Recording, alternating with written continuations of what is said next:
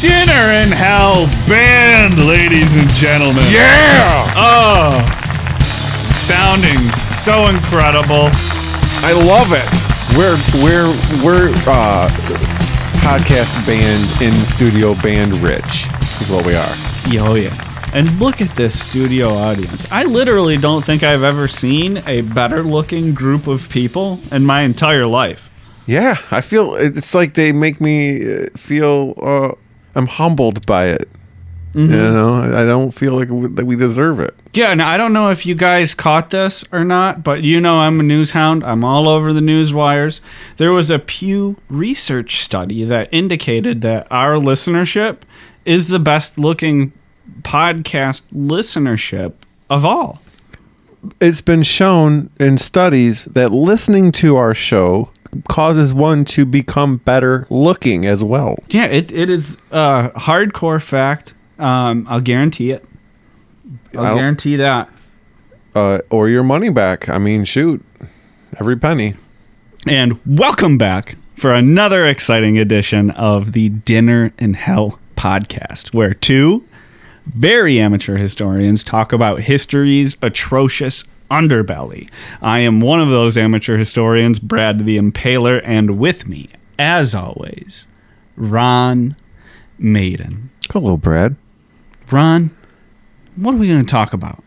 Today, Brad, we're getting back into breaking bones and being brutal to one another. Back in the pain game indeed. We're going to talk about joints cracking. Oof. Buckle up. I've said buckle up once before. I'm going to say it again, buckle up, because we're in for another painful, brutal assault on your ear holes. Yeah. Well, tell us a little bit give us a brief overview, Mr. Maiden, if you will, on what the rack is. Well, the rack, the torture rack, the stretching rack, there's other names, is a long, almost like a bed frame, kind of long wooden framed device. Yeah, I think that's a good way to frame it. That you would... Pun absolutely intended. And then you would, one's arms would be stretched up straight above his shoulders. He'd be, lying on his back, and his ankles would be stretched down straight below him towards, away. Mm-hmm. So he'd be stretched out, hands up, feet down, and he would be stretched slowly until all his limbs snapped off his body, and then there's stuff that follows. Yeah. Ooh. That is some heavy shit. That sounds brutal to me, man. I don't want no part of that.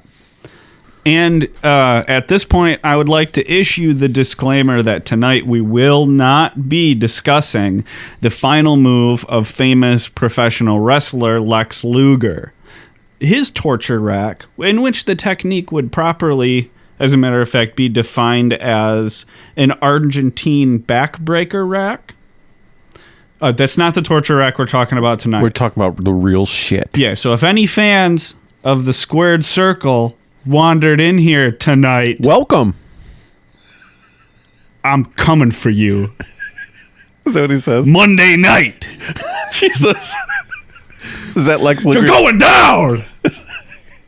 That's just my wrestler promo voice. You trying to appeal to the wrestling fans that just stumbled in now? Yeah, I'm hoping they'll appreciate my pageantry, goddammit. First they were talking history, now I really think I really like these guys. This Brad guy, he's got a real pizzazz. Yeah. All right, so the torture rack. Let's get into this motherfucker. It's on all his brutality. It has origins in antiquity. So we're talking ancient Greece, ancient Rome. Earliest examples that we're aware of are Greek. When? Well, for example, in 365 BCE, we have the case of Herostratus. He was subjected to the rack in order to extract a confession to the temple of Artemis, which he burned down. Which temple of Artemis? Ephesus. Okay. That Temple of Artemis. One of my- I know we're all familiar with many temples of Artemis. I gotta say, it's one of my top 3 Temple of Artemis. Yeah, those are like Artemi. the Greek Starbucks temples of Artemis. They're not every fucking corner. Listen, I'm sorry, Brad, but I do have to say something. We are amateur historians, and sometimes our pronunciations aren't correct. But I believe it'd be Temple of Artemi when you're talking plural. That's that Latin. That's Latin, not Greek. Okay, so we're talking about which one? Not Ephesus. Ephesus? Ephesus. Ephesus? Ah. Growing up, we always said Ephesus. Oh yeah, in your young historian days, as like gallivanting around the house, like a history version of Indiana Jones, but also a kid, like a history Tintin. Like I'd be like running in to see my dad, be like, Dad, you got to. He's like, stop. Tell me your favorite Temple of Artemis, and then do not start with Ephesus. And I'd be like, Ephesus, and like so like it's not fair. Jesus. When my axe. It's one of the 7 wonders of the ancient world. That's a good Scottish accent. Terrible Sean Connery somehow. That's good Scottish for sure. You should somehow do that Scottish, but like scratch it up and do AC/DC's singer. Oh, like Brian Johnson. A Scottish. I've been singing since I was just a wee lad. Like, Jesus. Brian Johnson's here. Cool. I bet you could. I'll work on it. Yeah, I'll work on it in my personal time. You may hear an appearance from Brian Johnson on our show one day. Fake Brian Johnson. Okay. Which could probably then easily be adapted into a Lemmy Kilmister. I'm just thinking ahead. And then clean it up and do some European soccer football commentary for us. Yeah. Oh, that's always good. Well, Herostratus subjected to the rack in order to extract that confession for burning down the Temple of Artemis at Ephesus. And the reason why this is such a big deal, and some may argue a crime against humanity, is the Temple of Artemis at Ephesus was one of the 7 wonders of the ancient world. None of which, except for the pyramids and the Sphinx, exist anymore. We're talking like Hanging Gardens of Babylon, the Colossus of Rhodes, that kind of stuff. That shit, gone. Okay. But, so he burned that shit down. Or at least he confessed to it when his limbs were kind of being fucked up. You know, from doing the show, I have found that torture usually is a highly successful way to get confessions out of criminals. Yeah, it might not be the right criminal, but somebody will be confessing and being sentenced to it. I'm just, if you're listening to the words that I'm saying, there's no arguing it. It's successful at getting confessions. Yes, you're leading it down different roads. You're trying to get a Netflix series going. I'm just trying to, Stephen. I always have a hard time boiling anything down to an elevator pitch. It's probably why I've never sold a fucking sitcom. I thought you were going to say I never sold a car. Well, it also probably doesn't help that I've never written a sitcom pilot. I was a failure. But I still feel like that's the reason why. Like, because they don't like me personally. I went to car salesman school, and I finally got a job at this dealership, and I didn't sell one car. I still had my pay on my degree, my loan, student loans for the car dealership. Whew. Okay, so there's. How long did you work there? I'm just kidding. I made that whole thing up. Yeah. I was like, man, that's I did brutal. I did work at a dealership though. But you sold a few? No, I was detailer from the body shop. Like after and I was parts driver, which was pissed because I could like drive, listen to the radio, Z-Rock. Hey, can you play fucking Alice in Chains, man? The Rooster. June, June. Oh my God. Yeah. Yeah, so horrible crime. We feel today we are deprived of a wonder of the world because of this guy, maybe. Now, Confessions over assassination attempts. Yes, also would sometimes lead to the wreck in ancient Greece. And Macedonia, Alexander the Great subjected his court historian... his court historian... Fucking bullshit. Like, now I feel solidarity with this man. Explain. Callisthenes. Yes. And we're historians, amateur ones, but, yeah, very amateur historians. And this poor bastard, just getting put on the rack. Well... But he was part of a group that attempted to assassinate him, right? That's why, though. That is true, but I just think all historians need to stick together. So don't be freaking trying to assassinate rulers. Historian, making us look bad.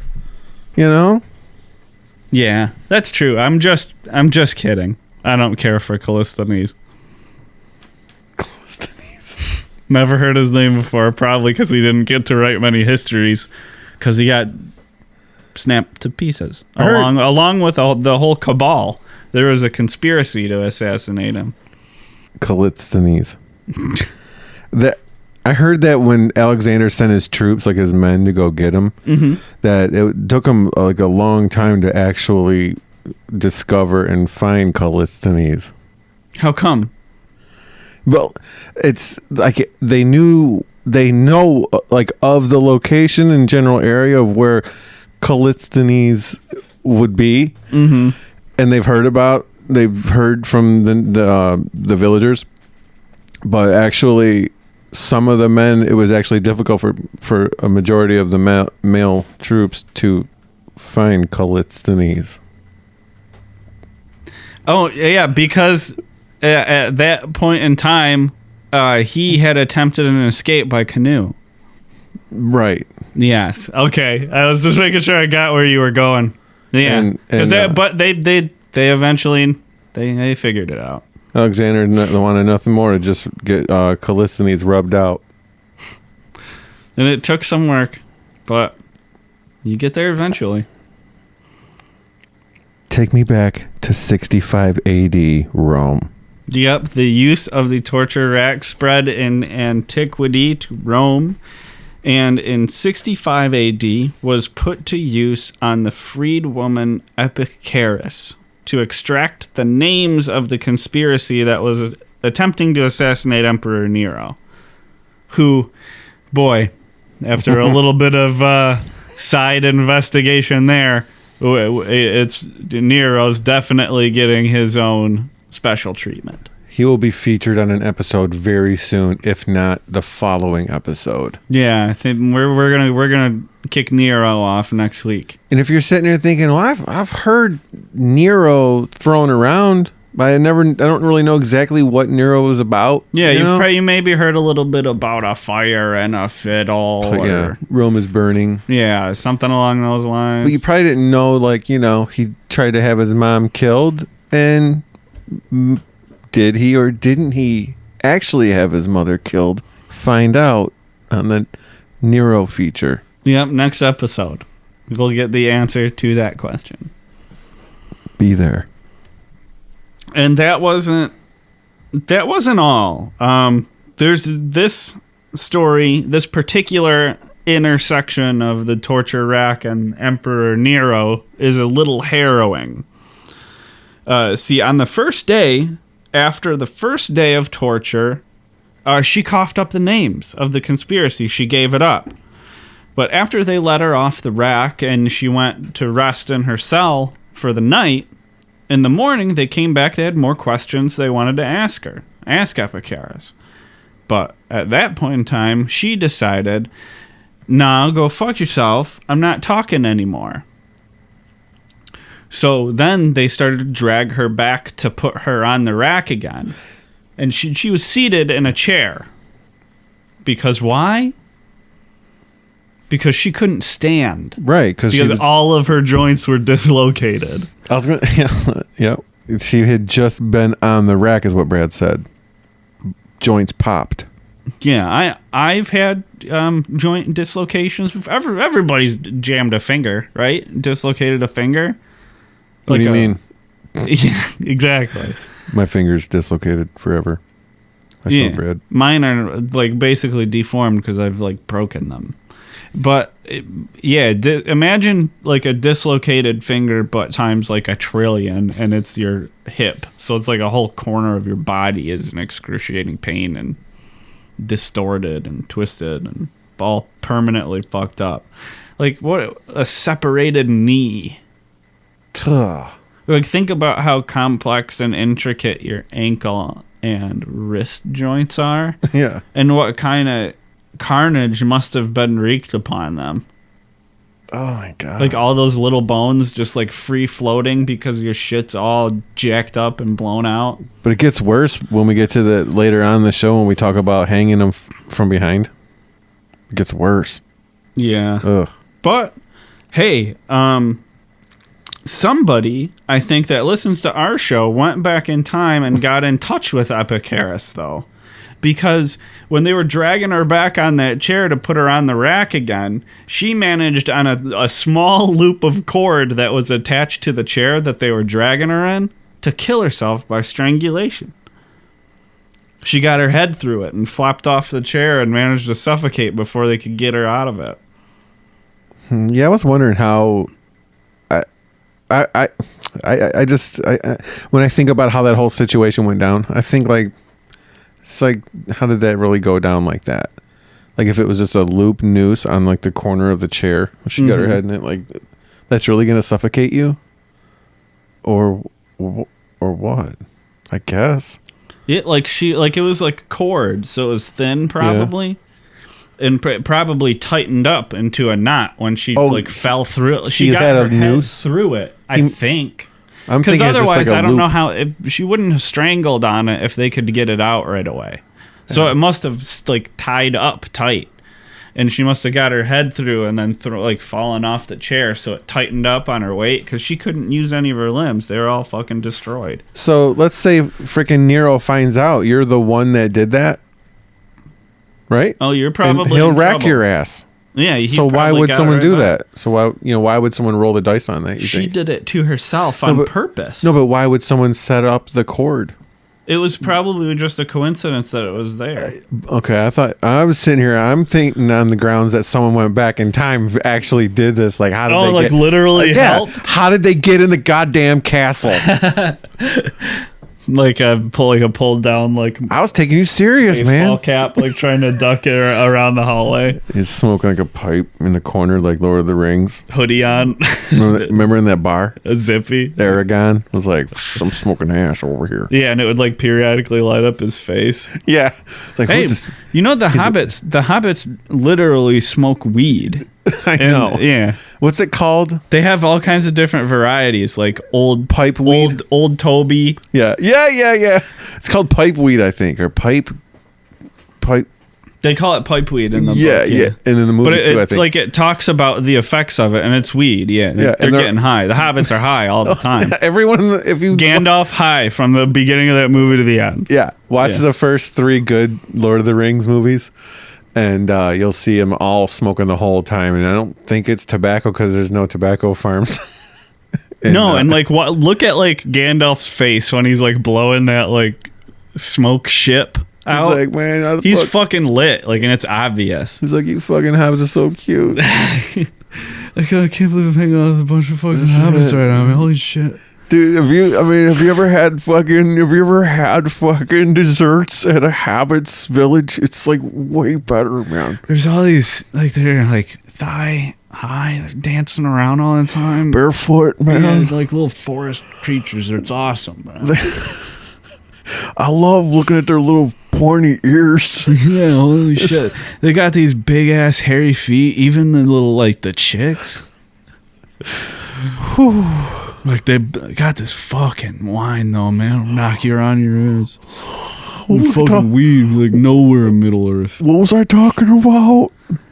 Allegedly. Let's just do the rest of the show like this, man. All right.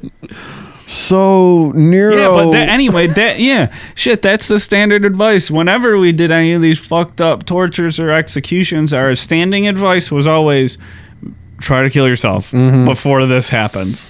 In the episode 2 about the brazen bull, we smuggle back in time a Kmart like shopping bag, or a Meijer plastic bag. grocery bag, and Publix in Florida.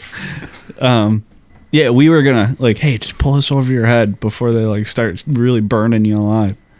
And so maybe somebody smuggled that loop of cord back in and tied it onto the back of the chair. If you listen to our breaking wheel episode we did recently, you hear us discuss the possibility that the guy that ate the suckling babies was actually never happened. He was actually someone trying to make himself on our podcast. So this is another case where, listen, this is the exciting thing about the listening to Dinner in Hell podcast is you're a part of something huge right now, because in the future, Dinner in Hell is the biggest podcast history based. We are like one of the superpowers of the world. Yeah, imagine George Carlin explaining all this to you. Yeah. So what happens now is people want to be a subject. Well, in the future, 2079, everyone's got a time machine. So now people are going back in time doing horrible shit to get on our show in 2017. Mm-hmm. See what's happening here? It's like a new level of interactivity for podcasts. Yeah, like it's deep. Maybe we'll post an actual statement about it on Facebook or something. Or to the United Nations, trying to answer for all these like fucking crimes against humanity that we're inspiring. We'll explain exactly what the point we're trying to make here. So what happened was someone went back in time and put this loop of cord on this chair for this woman. Yeah, so if you have the inclination to go back in time and eat babies to get on our show, it's already been done. Don't do that. Go back in time and help an execution victim kill themselves in a less painful way first. Yeah. That's the time travel we want going on. We're not saying change history. We're just saying do something good. Yeah, eliminate just a little suffering out of the world. Be known as the man that saved like 20 victims. Yeah, we should make that a time traveler machine bumper sticker. We should make a freaking movie where the guy goes back in time and helps kill the people before they're executed horribly.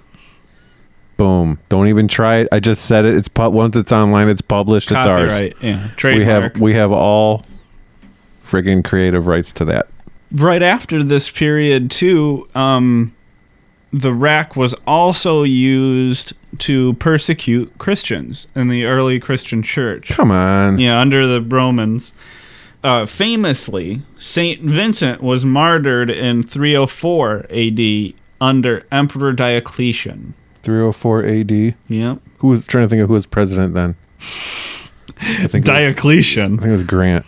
It was Diocletian. Okay, I'm thinking U.S. though. Yeah. Okay. But some people think Rome and the United States have a lot in common. The United States was certainly influenced a lot by Rome. We enslaved people? I don't know. Yes, that's one thing. Possibly will collapse. That's another thing. We like war. Keep on making check marks, baby, because it's all in there. St. Vincent gets it real bad. Oh, yeah. When Diocletian began a program of persecution against Christians in Spain, Vincent of Saragossa, who was very outspoken, got fucked royally. By a king? Yeah, I guess. King and queen, like Emperor, a royal king. Okay. He was subjected to the rack, but that was only the beginning. So he got a little bit of rack, or did he get a full rack session? He got like a pretty good rack session. He got the full treatment? Yeah. Left alive? Yes. Broken man. He was not killed, and while he was getting the racking, his flesh was torn with iron hooks. So just iron, like fishing hooks, like fucking those 3-sided fishing hooks. So you get 2 hooks in, and then just rip. Just tearing chunks of his flesh off. Big treble hooks? Oh, yeah. Yeah, that's what I'm imagining anyway. Like, got the rope, like the hook, like, woo, woo, woo. Yeah, and rip. Crank. And the guy's like, snap, crackle, and then tear. Yeah, yikes. And then the wounds from that, the like deep, gaping, pooling with blood wounds from that, pack them full of salt. Like, does that hurt? Oh, fuck yes. Like, okay. Yeah, well, I've never had salt poured on any of my wounds. Next time you get a really bad cut, put some salt in it. Like a deep flesh wound? Yeah. Like a nice axe, if I ever like catch my calf with an axe? Yeah, pop some salt in that baby. Just grab some rock salt and just... Or, dude, the next time you have have you ever gotten a canker sore in your I can cut myself right now if you like. I got this scab and want to do a little dinner in hell live. Pour salt. Have you ever had a canker sore in your mouth? Yeah. You ever fucking eaten like popcorn mustard, or something? Mustard. Yeah, that feel good? It's like tooth pain, you know? Yeah, but imagine that's in your back and it's been ripped open with an iron hook, so it's jacked up like 1,000%. You got strand endings of muscle tissue exposed. They're doing it for a reason, and it's because it's awful. Okay, so they freaking rip this guy open while he's broken apart on the rack. He's also getting ripped open. Then they take him off the rack, correct? That is correct. What was the next one? Because I know the ending one is ridiculous. There's a little detail that's so stupid. They threw him onto a red-hot gridiron to burn alive for a while. Oh, like a stir-fry restaurant? Like the burning hot thing they throw the raw meat on, they just shake it around with the swords and shit. Ting, ting, ting. Well, like a grill. This guy's like a man-sized grill. Paul Bunyan's like sliding him around on a big giant griddle. So he's like got those nice like Burger King lines on him instead of like McDonald's. There you go. You got to smell that burning human, people in the flame broiled martyr. Everyone, like all the people the whole crowd that's watching this is like, smell that man. That's St. Vincent. So they take the guy off the griddle, and then this is the funny thing. Can I say? Yeah, let her rip. This is the funny thing. They freaking throw him in a cell, and the cell floor is covered in broken clay pottery, jagged, sharp edges. Like, who gives a shit? Like the guy, he can't walk on it. Yeah, but that's all on the ground, and that shit is sharp as fuck. But at this point, you've been burned, 3rd degree. You've been ripped apart. You're probably shut down. It's over. Yeah. So jagged, sharp floor. Who gives a shit at that point? I mean, that's what finished him off. But that's pretty funny that they had to do that. Like some guys, they're like, "Hey, go fucking break 30 pots in that cell," and he's like, "Oh, God damn it, they're probably fucking heavy." He had to carry each one in from outside, 70 feet away. It's like, God damn it. The guy that sold pots at the open market, he would sell a brand new clay pot for 5 pieces. But then, he would buy one off of you that's broken for, 1. God damn it, 1? Seriously? It's just a handle. I don't care. And then all those would be used. Mm-hmm. It's kind of like bottle returns in the States that have bottle return deposit. Yeah, whatever. Yeah, but that's just a really weird, really awful cherry on the martyrdom. Martyring? I don't know what the right word is. Murder? Yeah, that one works. Yeah, so that was how St. Vincent, I guess maybe you'd call him a proto-martyr, because I guess there wasn't really any sort of established Catholic church at that point in time. But when you were when you were giving us the info on that, you introduced him as Vincent of Saragossa, so it's he wasn't even saint. Did this solidify his sainthood? Oh yeah. Now there were other parts in Europe where they modified it and they made it a little bit more awful.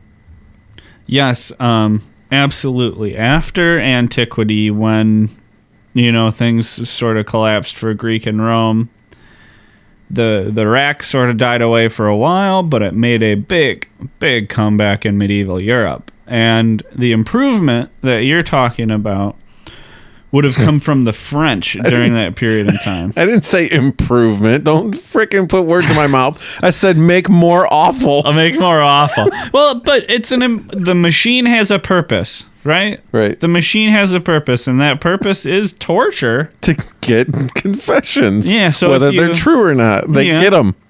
They get them. But the machine doesn't know intent. The machine can't tell right from wrong. The rack don't lie. Rack don't lie. Okay. So I'm saying The machine has a purpose. You improve the machine, it's better able to accomplish its set task, which I would imagine this would prove marginally helpful.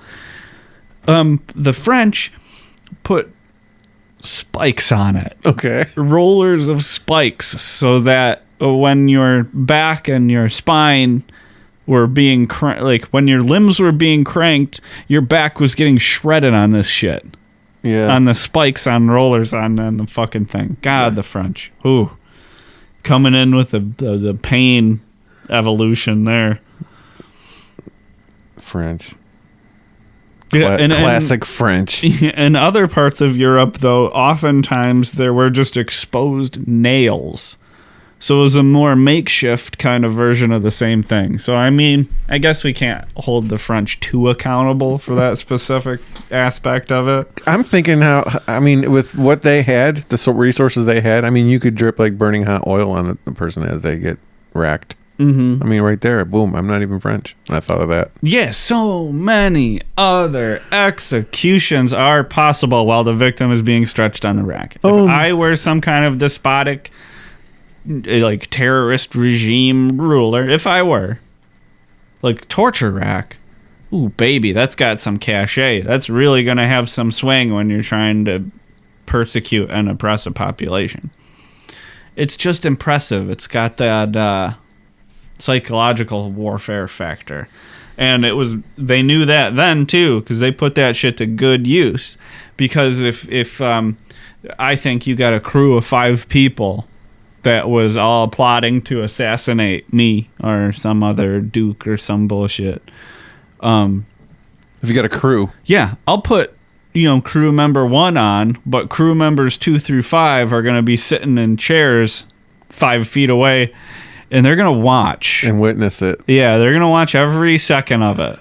Yeah.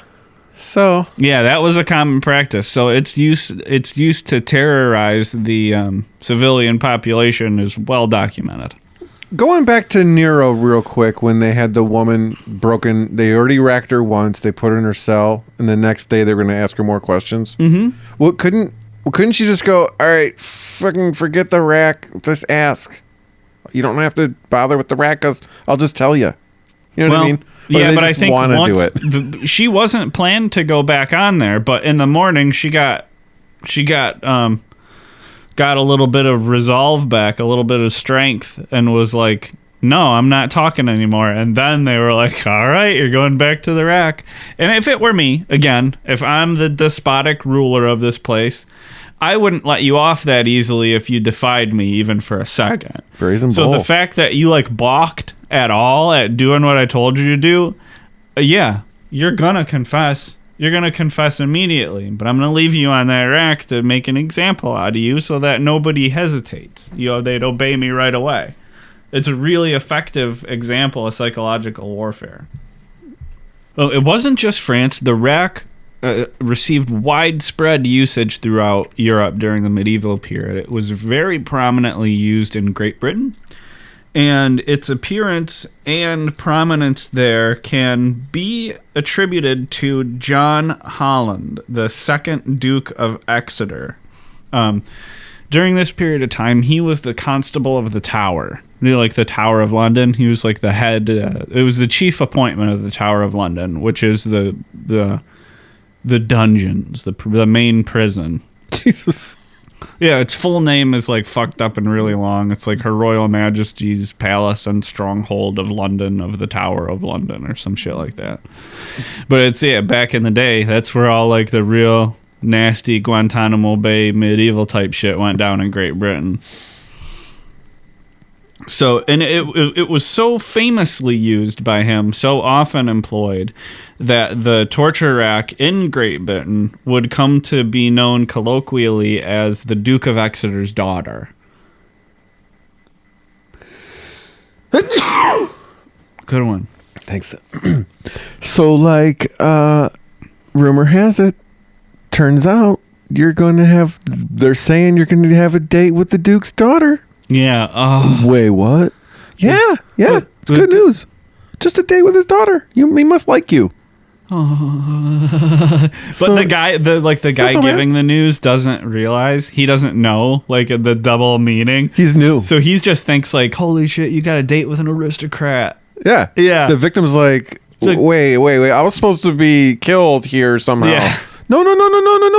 I know. Yeah, they said you got a date with the Duke's daughter. Man, Yeah. you don't get an opportunity like that Like the other, very like, often. And he's like crying because he knows what it means. no, here's the thing, dude. Like the guy that's relaying the info, it's his first day. The other veteran guys are like, okay, this is what you're gonna do. You're gonna go downstairs, tell the guy, don't worry, he's gonna date with a daughter. You know how you like send a new employee to do some bullshit? Yeah, but Go on the roof with a mop. You know? yeah, I'm saying the prisoner knows what the Duke of Exeter's daughter means, but Oh. the guy delivering the message doesn't. So he's excited. He's like thinks he's giving a happy message. I'm thinking the victim is in the cell. He's like from out of town and doesn't know Yeah. this Duke of the Daughter bullshit. He's like, Duke of the Daughter, fucking sweet. All right. Maybe I'll get some freaking, maybe something will happen. Who knows? No, but you're saying he does know what it is. He's like, asshole, Yeah. look me in the face. It's bullshit. And he's like, no, man, you're getting off. Like, this is the best thing it could ever. You never would have met. And he's like, are you dumb? hey, you fucking asshole. Fuck you, prick. Like, you don't fucking understand what the Duke of Exeter's daughter is. You got shit for brains? Yeah. Yeah, but he sure used it on a lot of people. Very prolific usage of the torture. The torture rack was also very closely related to some other things. Some adaptations of torture rack technology were made by some groups of people. First among them is the Inquisition, sort of like the Catholic goon squad started by Ferdinand and Isabella in Spain, like 1477. Any kind of show material out of those people? Possibility? Oh yeah. Show potential? Oh yeah, there's plenty of Inquisition stuff we can get into. Yeah. And there's more than one Inquisition. But you're- we're talking about the Spanish one here. If you're out there listening, you want us to get on one of those topics, let us know ahead of time, like in a hurry. Mm-hmm. Go ahead. We'll do it. Yeah, theirs, in one way, maybe not as bad as the rack because nothing was done to their legs. Nothing was done to their legs were left normal. But instead of a rack, what would happen is the victim would be hoisted by the wrist suspended over their head, high up in the air, and then they would be dropped about 5 times. And not dropped to the ground, dropped a little ways, and then the rope stopped. So all of the force of their body weight. From super high up, though, not like 20 feet. Like Yeah, from very high up. top of the castle with like the rope ends like not a bungee cord, but a rope that snaps. Yeah, and they'd get about 5 of them where you'd fall, it's like 20 feet, and then it would snap, like break, stop, and it would jerk your... It resulted almost every time in shoulder, arm, and wrist fractures and dislocations. All right. Picture yourself on top of a 6-story building, which would be 60, 70 feet, right? Yeah, sounds about right to me. So that's freaking high up, man. You get on top of that thing, you look down, you're like, whoa, dude. Like, if you were to just, like, jump off that, if they just pushed you off and you were falling to your death, you'd be like, it would be terrifying, right? 10 feet. 10 feet is even a little tough. Like, when I used to skateboard and shit, like, a 10-foot gap was, like, a big, big deal. Like, I have to, like, psych myself up for it for, like, fucking 45 minutes. So, picture yourself falling to this doom and you are terrified out of your mind. Dangling by your wrists. Now, picture this. Now you're attached to a rope and you're going to do it 5 times. And Like- just slamming down, and all that force on your arms and shoulders and wrist. Oh God. Yeah. Yeah, and almost always resulting in dislocations and fractures. Just I mean, brutal.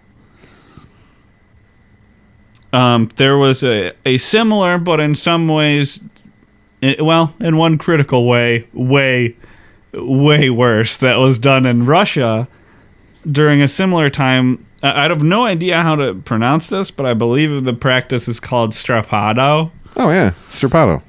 Strappado was more or less the same thing that the Inquisition was up to in Spain, except with one very crucial flipped detail. When your wrists were bound together and you were hoisted from your wrist, but your wrists were behind your back. Downwards by your buttocks? Yeah. So like handcuffs by a cop. Yep, so like handcuffed by a cop. Yeah. And then when they would hoist you, it would just rip your shoulders out of the socket because it lifted your arms up backwards behind your back. It lifted them up and dangled you by it. And if you could somehow find a way to like fight it and keep your arms, like there are some pictures of people who managed to like hunch over. Yeah. So it didn't like rip their arms around and dislocate them. They shoot arrows? No, they didn't shoot arrows. What they would do is the same thing the Inquisition did. They'd drop you. And if you might be able to wiggle into a position where your arms don't get dislocated, but when you fall 10 feet and then the rope suddenly stops, your arms get dislocated. Yeah. There's nothing you can do about that. The force of your body weight and the laws of gravity, the Earth's gravitational pull. Yeah, that was Strapato. That's what they were getting down with in Russia. That'd be a sweet band name now that we've... Hey, you're welcome, young, ambitious musicians out there. Strapato. Check it out, we're Strapato. Like a power metal band? Yeah, we're Strapato. This is our sweet drummer. We put on a really good stage display. Thanks for checking out Strapato. Oh, yeah. And during this whole time, the victim would be being beaten by heavy knotted ropes, too. Yeah, knotted ropes. Like, seriously? Like, that seems like an unnecessary addition, but... Like, it's not going to... Knotted ropes isn't going to kill you. It's just going to be, like, beat you up. It's a little bit extra, though. There is one other thing that I really did want to kind of get to, although I did find it incredibly difficult to find any sort of other sources for this than this one list article that we found. Is this your closer? Yeah, this is my closer. There was a picture and a brief description on the list article. It was a painting. It looked like a period painting. It looked either like Byzantine or Ottoman, if I had to hazard a guess. But don't forget, I'm a very amateur historian, so I might just be talking out of my ass. And what it depicted and described was a man on his back under basically what looked like a barbecue spit. And what would happen... evidently, is the executioner of whatever culture this was, at whatever time period this was, would make an incision in the abdomen of the victim. And he would reach in and sever the connection between the small intestine and the stomach. At that point, he would attach a small hook to the small intestine. The end of it? Yep.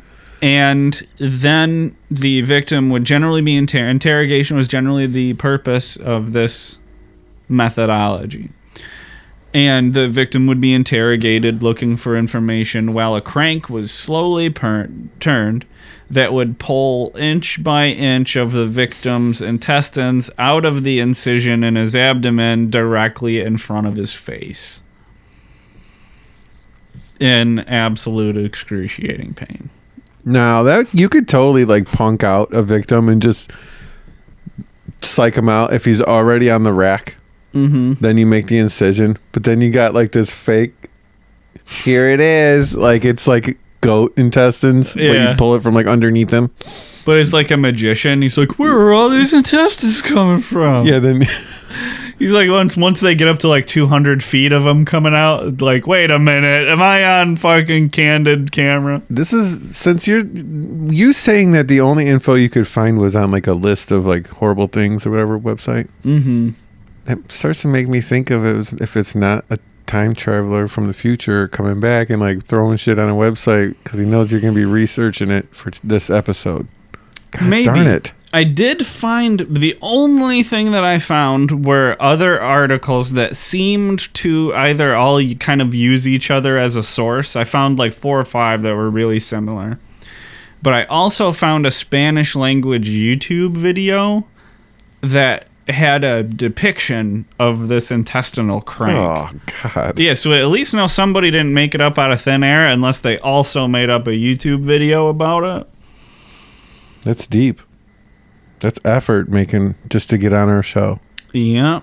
So don't do that. Go help a victim of one of these really, really horrible things. Get them some cyanide or something to check out before they get, impaled.